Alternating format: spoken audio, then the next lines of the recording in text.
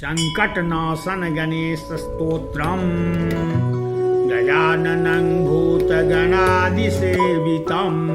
कपित्थजम्बूफलचारुभक्षणम् उमासुतं शोकविनाशकारकं नमामि विघ्नेश्वर पादपङ्कजम् हेरम्बासुरपूजितो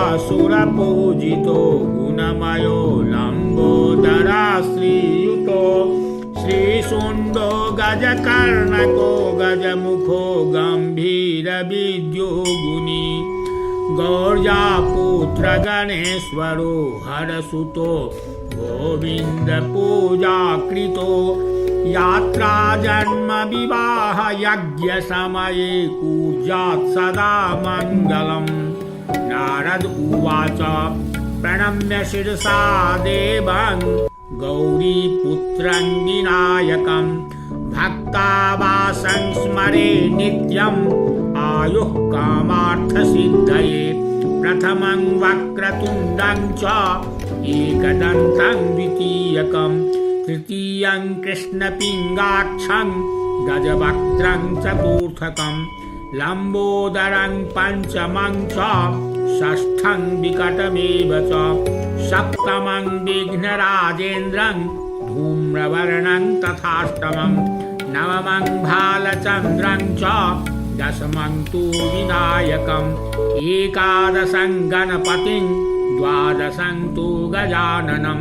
द्वादशैतानि नामानि त्रिसन्ध्यं यः पठेन्नरः न च विघ्नभयं तस्य सर्वसिद्धिकरं प्रभो विद्यार्थी लभते विद्यां धनार्थी लभते गतिं पुत्रार्थी लभते पुत्रान् मोक्षार्थी लभते गतिं जपेद् गणपतिस्तोत्रं षड्भिर्मासैः फलं लभेत् संवत्सरेण सिद्धिं च लभते नात्र संशयः अष्टभ्यो ब्राह्मणेभ्यश्च लिखित्वा यः समर्पयेत् तस्य विद्या भवेत् सर्वा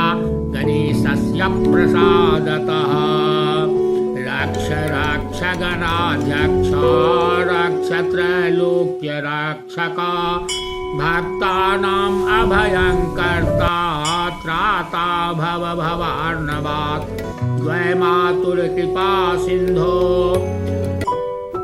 शान्मातुरग्रज प्रभो वरदस्त्वं वरं देहि वाञ्छितं वाञ्छितार्थदा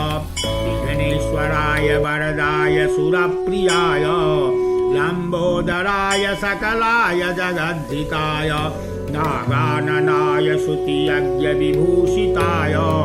गौरीसुताय गणनाथ नमो नमस्ते लम्बोदर नमस्तुभ्यं सततं मोदकप्रियं निर्विघ्नं कुरु मे देव सर्वकार्येषु सर्वदा ॐ गणपतये नमो नमः श्री सिद्धिविनायक नमो नमः